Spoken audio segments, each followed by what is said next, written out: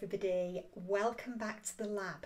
Today I am sharing with you my top 5 tips for how to support children that are reluctant with their reading and writing, but also ways to make learning more fun. So stick with me on this one. I'm going to run through them as quickly as I can. First one, here we go.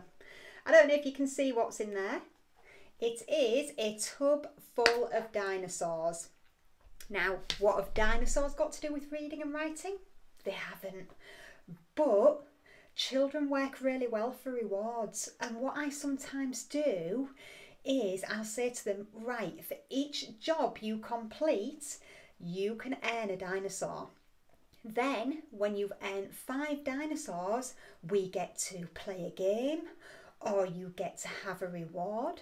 Now, the rewards, grown-ups, don't worry, I'm not suggesting you go out and buy something.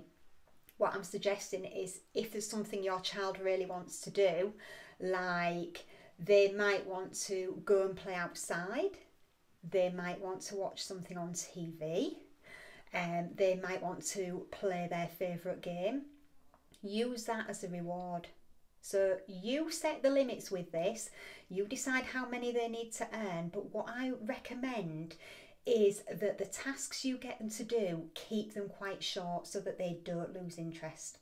So that is my top tip number 1. Also, just as a bit of an extra thing, some children that I work with like to have something, as you can see what I'm doing right now, they like to have something in their hand to fiddle with while they're working. It does actually help them to concentrate. So these are brilliant because they double up as a fiddle toy as well. Okay, that's number 1.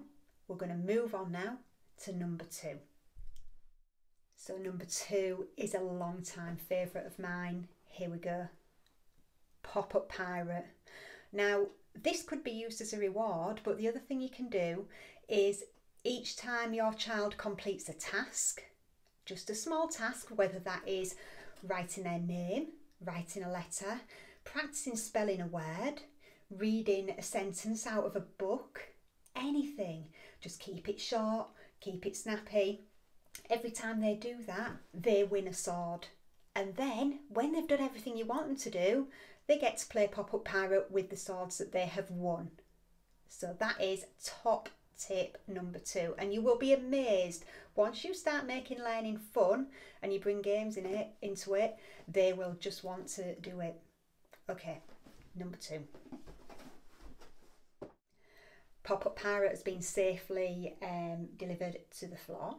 So, number 3, similar kind of idea to Pop-Up Pirate. This is a bit more portable. Okay, this isn't the official game. However, I'm sure you know what this game is. Same thing. Every time they complete the tiniest of tasks, they win one of these discs.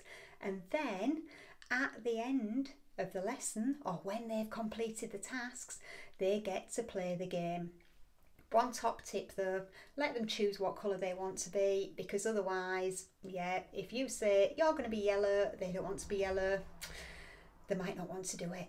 Okay, and yes, that is the voice of experience. Okay, let me pop this away. Top tip number 5. Get ready for cuteness overload with this one. Here we go. Here is little Sprout. Now, not only does Sprout watch over my lessons and check that everybody's doing what they should be doing, but at the end of the lesson, the children that I'm working with love to tell him what they've learned and show him how clever they are. So if you have got, well, your own version of Sprout at home, a teddy, a favourite toy, and maybe that could watch your lesson and see how well your child does. And then at the end, they could maybe tell him the top 1, 2 or 3 things that they have learnt. Let me just go tuck him away. Number 5. Right, you're probably looking at me now going, Vicky, why are you showing me a pack of pens?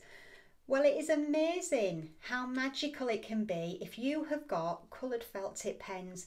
Suddenly, those children that don't want to write suddenly want to pick their favourite colour and write. So I would recommend that you get some special writing pens and maybe a special writing book. If your child is a bit reluctant to do their not to do their reading, please don't write in reading books, to do their writing.